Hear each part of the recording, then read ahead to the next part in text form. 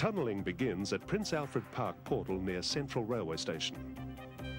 Preparatory environmental protection work has already been undertaken to safeguard valuable flora.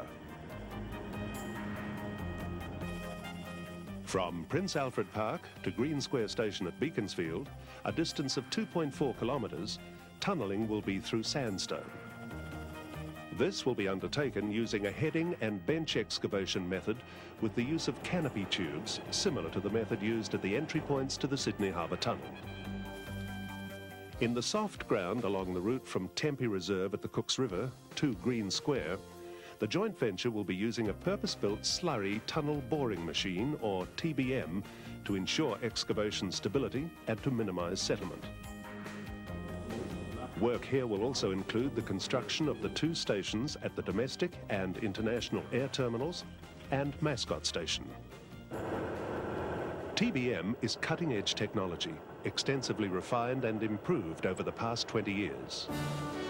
The new Southern Railway TBM will bore through the ground at a rate of 8 metres per day, using air pressure compensation to finely balance the pressure at the face of the tunnel. The TBM is the largest ever used in Australia. It is approximately 11 metres in outside diameter and over 100 metres long. It will commence excavation from a temporary shaft constructed at Tempe Reserve. As well as the bentonite slurry used to maintain external pressure during tunnelling, support for the structure will be provided by precast concrete lining segments, which are assembled in the tail section of the TBM as it moves forward. Joints between segments of the tunnel will be sealed with specially designed gaskets to minimise water seepage into the tunnel. The void between the ground and the outside of the concrete ring will be filled with grout as the giant machine makes its way forward. The excavation will link each of 3 stations which will have been constructed and have had their walls specially treated ahead of the advancing tunnel. This will involve excavation of a wall panel using a diaphragm wall grab. The excavation is continually filled with bentonite to maintain ground stability as the soil is removed. On completion of the excavation of a section of wall, stop ends are placed at each end to form the joint between adjacent panels, and a reinforcing cage is then lowered into the panel. Concrete is placed in the panels using tremie pipes, and the displaced bentonite is returned to the site treatment plant for recycling. On completion of a panel, excavation of an adjacent panel can commence. The TBM will enter each of the stations and be relaunched at the far end. The third phase, from the Cooks River to the East Hills line, will employ a combination of cut and cover technique and possibly some jacked box construction work. The crossing of the Cooks River will entail the construction of 3 separate cofferdams and will involve the use of special methods to limit disturbance of the water flow. The cofferdam procedure will allow excavation and the construction of the railway box structure.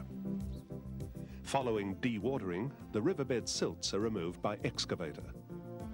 Then the remaining clay and sands are excavated down to the level of the tunnel. The tunnel units are then constructed in the dry.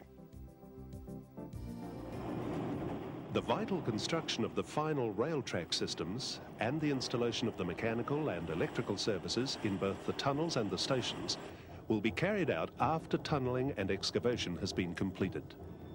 There will follow a period of commissioning before final handover to the State Rail Authority in May 2000. The highest environmental standards have been adopted for the life of the project. An environmental impact statement was prepared by the State Rail Authority after extensive study and public consultation in late 1994 and is the benchmark for all construction activity. As it is being constructed completely underground, the new Southern Railway will have a minimum impact on the environment.